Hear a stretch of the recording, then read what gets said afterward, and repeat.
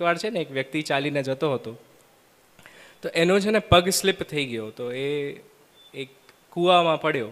હવે એમાં છે ને એક વડ હોય, બનિયન ટ્રી વડ, એની જે લતાઓ હતી એના પર લટકી ગયો અને નીચે છે ને વિશેલા સર્પ હતા અને વટવૃક્ષની જે લટાઓ છે ને એની ઉપર મધમાખીનો છત્તો હતો. તો એ પોતાના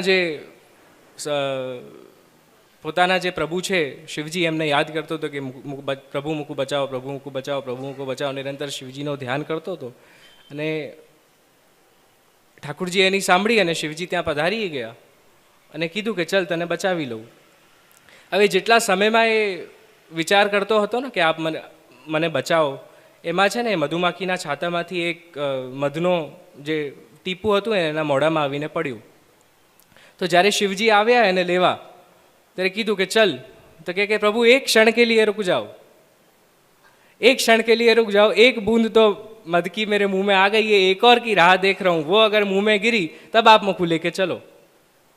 તો હમણાંના વૈષ્ણવો કેવા છે ને કે ઠાકુરજી આપણું હાથ પકડીને ખેંચવા માટે તૈયાર છે, પણ આપણે આ જે લૌકિકના ક્લેશો છે, કાલના ચક્રમાં આપણે ફસાઈને જે લૌકિકના ક્લેશોમાં ફસાઈ ગયા છે ને, એમાં આપણે પ્રભુની કૃપાને, પ્રભુના પ્રેમને, પુષ્ટિમાર્ગની કૃપાને માણી નથી શકતા, સમજી નથી શકતા. અને જે ઠાકુરજી આપણું હાથ ખેંચવા આવ્યા છે એમને હાથ આપણે આપતા નથી. અને આજે જેટલા પણ તમારા લૌકિક ક્લેશો છે ને એમાં તમે ફસાઈને બેસ્યા રહો છો. તો સૌથી પહેલાં તો શ્રી મહાપ્રભુજી જે આપણા પર આટલી અત્યંત મોટી કૃપા કરી ગયા છે ને એને માણતા શીખો કે પ્રભુ આપનું સર્વસ્વ અમને સોંપી દીધું. જો કોઈ પણ વ્યક્તિ હોય ને જેના પાસે થોડું પણ દ્રવ્ય, ચલો ફોર એક્ઝામ્પલ તમારા પાસે 10 તોલું સોનું આવી ગયું ને હમણાં કોઈ જેટલા બેઠા છો બધાને કહું છું, જેના પાસે હશે એને તો ઠીક છે, જેના પાસે નથી ને એના પાસે હમણાં 10 તોલું સોનું આપી જાઉં ને હું તમને, તો તમે એને પોતાની એકદમ છાતીથી લગાવીને રાખશો, છોડશો નહીં અને કબાટમાં 4 તાલા મૂકીને રાખશો, છે કે નહીં? બધા એવા જ છો. કોઈ તમે અગર ભલા માણસ બનવાની કોશિશ કરશો ને કે ના જે અમે સોનું નહીં લઈએ તો કોઈ નહીં માને, બધા એવા જ છો. તો મહાપ્રભુજી તો પોતાનું હૃદય તમને સોંપી ગયા છે. હૃદય કોણ છે હૃદય મહાપ્રભુજીનું? અરે બોલો જોરથી, બધાને ખબર છે ઠાકુરજી છે ને. તો ઠાકુરજી તો શ્રી મહાપ્રભુજીનો હૃદય હતો, એ આપણને સોંપી ગયા છે. આપણાથી 10 તોલું સોનું નથી છોડાતું, એ તો તમને પોતાનું હૃદય આપી ગયા છે. તો એનું ગૌરવ લો કે એવા પૂર્વાચાર્ય આપણે એ સંપ્રદાયના છીએ, એવા કૃપાલુ જીવ છીએ કે શ્રી આચાર્યચરણ આપણા માથે બિરાજે છે. શ્રી પૂજ્ય શાસ્ત્રીજીએ બહુ સુંદર આપને શ્રી મહાપ્રભુજીનો વિવેચન કર્યો જ હશે. અને જેમ કાકાજીએ આજ્ઞા કરી કે વાણી પર કંટ્રોલ રાખો,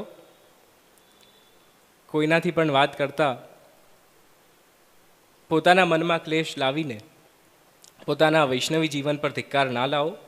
શ્રી હરિરાયજી આજ્ઞા કરે છે કે જે પણ સમય તમારા હૃદયમાં બીજાના પ્રત્યે ક્લેશ ઉત્પન્ન થશે એ સમય તમારા હૃદયમાં બિરાજતા પ્રભુ ત્યાંથી વિસ્મૃત થઈ જશે. તો એ ના થાય એનું ધ્યાન રાખો. સેવાની હું વાત કરતો હતો કે ભક્તિ કેવી કરો, તો ભક્તિ એવી કરો કે નિત્ય ઠાકુરજીને ઈચ્છા થાય કે આ મારો જીવ મને યાદ કરે.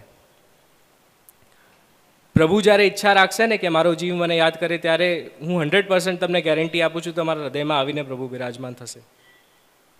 તો ભક્તિ એવી કેવી રીતે થશે કે જ્યારે આ લૌકિક ક્લેશોના ચક્કરમાંથી તમે બહાર જશો. તો કોશિશ કરો કે આ 3 દિવસનો જે ઉત્સવ છે, આ હોલમાં આજે આટલા વૈષ્ણવો છે, કાલે બીજા વૈષ્ણવોને તમે સાથે લાવો. જેમ આપે આજ્ઞા કરી કે તારા થકી કોઈ વૈષ્ણવ થાય તો તું વૈષ્ણવ સાચો, તારા સંગનો રંગ લાગે ના લાગે તો તું વૈષ્ણવ કાચો. તો તમારા સંગનો રંગ લાગે બીજા વૈષ્ણવોને, એમને લઈને આવો. પૂજ્ય શાસ્ત્રીજીની બહુ ઉત્તમ રસમય વાણી છે, એનો તમે આનંદ માણો 3 દિવસ. આજે ઉત્સવની બેલા આવી છે.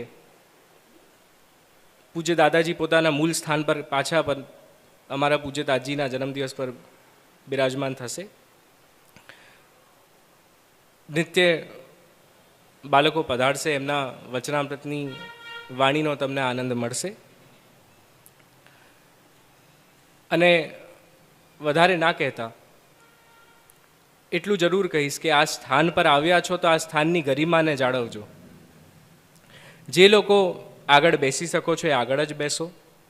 જે લોકોને શારીરિક આપદા છે, પરેશાની છે, એ ઠીક છે, બેઠા છો.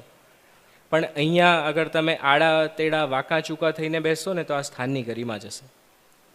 તો એટલે ઠીકથી બેસો. પૂજ્ય શાસ્ત્રીજી જે ઉત્તમ વાણી આપને પ્રદાન કરે છે એનો આનંદ લો.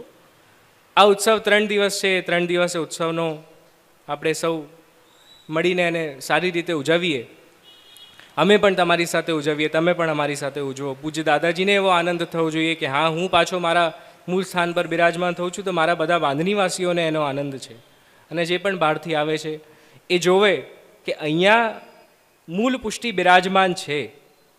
આ બહારથી શાસ્ત્રીજી બહારથી પધાર્યા છે, કીર્તનિયાઓ બહારથી આવ્યા છે, એ જઈને ત્યાં કહેવા જોઈએ, એ સુરત જે કીર્તનિયા આવ્યા છે કે ત્યાં અમે એવા વૈષ્ણવો જોયા જેને આનંદ છે કે એમના વલ્લભ એમના સાથે બિરાજમાન છે. તો એવા બનો. મોટા બિરાજમાન છે તો વધારે અમને કહેવાનો અધિકાર નથી.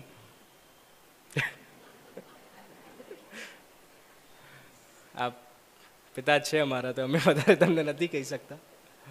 તો એવી કોશિશ કરો કે આ સ્થાનની ગરિમા જાળવું. આ 3 દિવસ આપણે ઉત્સવનો આનંદ લઈએ. એવો જ આનંદ 3 દિવસ મળશે. અને 15 તારીખે આપણે ધૂમધામથી દાદજીને પાછા પધરાવીએ એમના સ્થાન પર. અને પુષ્ટિમાર્ગના પંચતત્વો જે શાસ્ત્રીજી આપને સમજાવે છે એને શુદ્ધ હૃદયથી બહારની જ્યારે અંદર આવો ને ત્યારે બહારના બધા ક્લેશોને છોડીને આવજો. ચંપલ ઉતારો ને એ સાથે તમારા બહારના જેટલા પણ વિચારો છે ને ત્યાં ચંપલ સાથે મૂકીને પછી અહીંયા બેસજો. ત્યારે જ તમે વાણીને ગ્રહણ કરી શકશો. તમારા જે ક્લેશની ચંપલ અગર પગમાં રહેશે ને તો એ અલૌકિકનો આનંદ તમે હૃદયમાં નહીં પધરાવી શકો. તો 3 દિવસ આપણે એનો આનંદ લઈએ. વધારે ના કહીને પૂજ્ય કાકાજીના ચરણારવિંદમાં શ્રી ગોકુલેન્દુ પ્રભુના ચરણારવિંદમાં પોતાની વાણીને વિરમું છું. ઇતિશું.